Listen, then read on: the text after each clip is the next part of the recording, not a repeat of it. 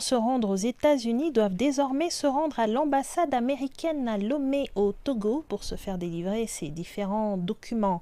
Le chef de la diplomatie burkinabé a révélé que cette décision fait suite au refus des autorités burkinabées d'accueillir sur le sol burkinabé, à la demande des États-Unis, des personnes expulsées dans le cadre de la politique migratoire de l'administration Trump. Pourtant, selon la représentation diplomatique américaine, la raison derrière cette décision américaine réside dans le fait que le Burkina Faso fait partie des pays dont les ressortissants détenteurs de visas touristes et étudiants ne respectent pas les consignes de séjour, un motif officiel qui ne convainc pas les autorités burkinabées. Et pour en parler, nous sommes en ligne avec notre correspondant permanent à Ouagadougou, Édouard Samboé. Édouard, bonjour. Allô, Édouard? Oui, bonjour Joël, tu m'entends? Oui, parfaitement. Édouard, merci d'être là. Alors, nous faisons face à deux récits officiels radicalement différents concernant la délocalisation des visas américains à Lomé. La raison avancée, je l'ai dit, par les autorités américaines serait le taux élevé de dépassement de la durée de séjour autorisée par les Burkinabés. Et de leur côté, les autorités burkinabées estiment qu'il s'agit d'une mesure de rétorsion, pointant du doigt leur refus d'accueillir des déportés de pays tierces. Et alors, comment expliquer un fossé aussi béant entre les versions officielles et aussi sur quel élément vérifiable peut-on s'appuyer pour distinguer la vérité dans cette affaire? Oui, ce qu'on doit très rapidement comprendre, c'est que jusque-là, il y avait quand même un retour, il y avait le rapprochement des États-Unis aux côtés des militaires du Burkina Faso.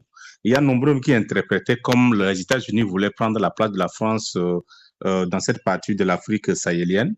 Et à un moment donné, au regard des échanges entre les représentants diplomatiques américains et les officiels de Ouagadougou, on sentait que les gens, ils étaient en train de se comprendre sur un certain nombre de faits. Mais le fait surprenant, c'est la question des visas. Vous savez, c'est la première fois que les Burkinabés disent avoir vécu ça ces dernières années. Et lorsque les gens se sont posé la question finalement, ce rapprochement, qu'est-ce que cela cachait finalement?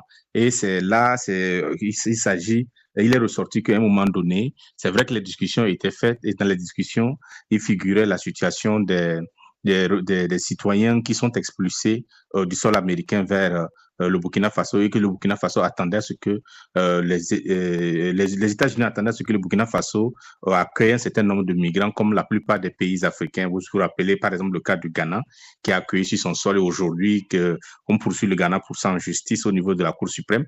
Et également, donc, c'est ce qui devait se passer au Burkina Faso et le Burkina Faso avait refusé en expliquant que voilà, le Burkina Faso ne pouvait pas accepter par des citoyens, mais qu'en fut-il des Africains? Et il conviendrait à ces Africains qui souhaiteraient venir au Burkina Faso de prendre de façon légale leur billet d'avion et de descendre sur le sol burkinabé. Voilà ce qui est sorti. Et bon, quand l'information est tombée comme ça, vous voyez que c'est une suite logique, qu'en fait, que c'est une suite logique de ce qui se passe et les gens se sont convaincus effectivement que ce que le ministre Jean-Baptiste Traoré a dit, que voilà, c'était ça la vérité. Et je pense que c'est ce que les Burkinabés comprennent aujourd'hui, qu'on leur refuse les visas d'entrer sur le sol américain, tout simplement parce qu'ils ont affirmé leur panafricanisme, leur souveraineté, et ils ne voudraient pas se laisser dicter par des décisions qui viennent de l'extérieur du pays. C'est ce qu'ils comprennent aujourd'hui, mais quelles sont leurs réactions? Quelles sont les réactions sur le terrain à Ouagadougou face à cette décision? Mais encore, quelles sont les difficultés pratiques pour les citoyens, notamment les étudiants, désormais contraints de se rendre à Lomé pour leur démarche de visa américain? Et surtout, est-ce que des solutions sont envisagées, Édouard? Oui, la première action des citoyens burkinabés, c'est que il va falloir que le Burkina compte sur lui-même et décide lui-même de former non seulement ses étudiants, mais décide de créer ses hôpitaux pour soigner ses malades, pour ne pas dépendre des pays comme les États-Unis. La deuxième chose, les gens disent que le Burkina Faso doit s'inscrire dans un système de multipartenariat. Il ne convient plus à ce que le Burkina Faso dépende strictement d'un certain nombre de pays, mais que si ces pays refusent de recevoir les étudiants burkinabés, il faut que les étudiants burkinabés s'orientent vers d'autres pays. Et la troisième décision aujourd'hui, c'est que on demande aux Burkinabés qui se verraient refuser les passeports et les visas d'entrer sur le sol américain de revenir et commencer par savoir que, en fait, quand on parle de souveraineté, ça a un prix. Il va falloir qu'ils acceptent de dire que désormais, ils ne sont plus, en fait, soumis aux désidérata d'un certain nombre de pays qui voudraient que les gens payent, ils viennent s'incliner, ils couvrent les Chines pour pouvoir voyager sur leur sol. Et là, on voit, en fait, un élan de regain de patriotisme.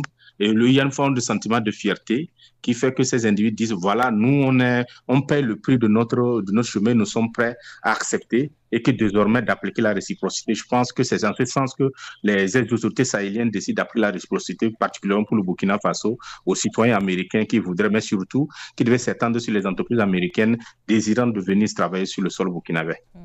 Et y a-t-il officieusement des négociations en cours avec la partie américaine pour trouver une issue ou bien la position des deux pays est considérée comme figée? Oui, quand on croit les propos du ministre Jean-Marie Traoré, le Burkina Faso demeure un pays libre, mais aussi ouvert. Si, par exemple, les autorités américaines décident de changer la donne, en revenant pour les discussions, ils sont prêts à discuter, mais surtout en posant des conditions préalables. La première condition, c'est que le Burkina Faso est un pays libre, indépendant et souverain.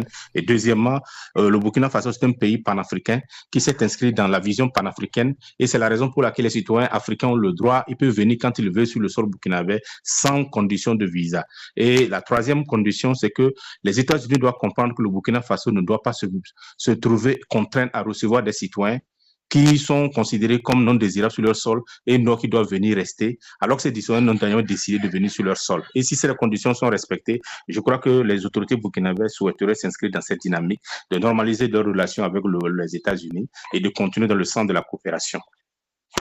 On va finir par cette question, Édouard. En tant qu'analyste politique, puisque tu l'es aussi, que penses-tu que sera l'impact de cet épisode sur les relations politiques et économiques futures entre le Burkina Faso et les États-Unis? Oui, il faut considérer que en l'état actuel des choses, les États-Unis, avec Trump qui veut s'inscrire sur la scène internationale, a besoin, par exemple, de l'apport d'un certain nombre de pays comme le Burkina Faso pour leur apporter leur voix lorsqu'ils prennent des décisions au Conseil de sécurité aussi et au niveau le Conseil des Nations. Donc, on voit que les États-Unis sont en train de perdre un partenaire très important engagé dans la lutte contre l'extrémisme violent. Vous savez que les États-Unis aussi combattent les extrémistes. Je pense que ça devait être un partenaire clé dans ce Sahel central pour lutter contre l'extrémisme violent. Vous savez que le Burkina Faso a beaucoup de frontières avec les pays côtiers et nous savons que les États-Unis ont déployé leur contingent dans plusieurs pays comme le Ghana, la Côte d'Ivoire et aussi le Bénin. Ça devait être un partenaire clé pour collaborer dans ce sens. Et je vois que les États-Unis viennent de perdre aussi un partenaire. Mais surtout, vous savez que nous sommes avec un dirigeant jeune qui est aussi populaire. Je pense qu'en optant pour cette décision, les États-Unis viennent de s'inscrire dans une dynamique des pays qui peut considérer comme impérialiste et qui pourrait perdre en fait l'aura de la jeunesse africaine. Et pour finir, aujourd'hui, vous savez, le Burkina Faso regorge beaucoup de minerais dont a besoin les États-Unis. Et c'est aussi en fait une manne qui est perdue à l'endroit des entreprises américaines qui aspirent à venir investir au Burkina Faso. Et ça, sur le plan économique, sur le plan stratégique, sur le plan géopolitique, c'est une perte énorme pour les États-Unis lorsqu'on considère aujourd'hui les points que les États-Unis perdent un peu partout dans le monde. Les États-Unis risquent d'être considérés comme la France si elle veut continuer à jouer ce jeu avec le Burkina Faso. Édouard Samboé, merci pour toutes ces explications. À la prochaine sur Vue d'Afrique. Au revoir. Ouais, à la prochaine, Joël. Place à présent à Annika Longy qui est de nouveau de retour dans ce studio pour les informations économiques.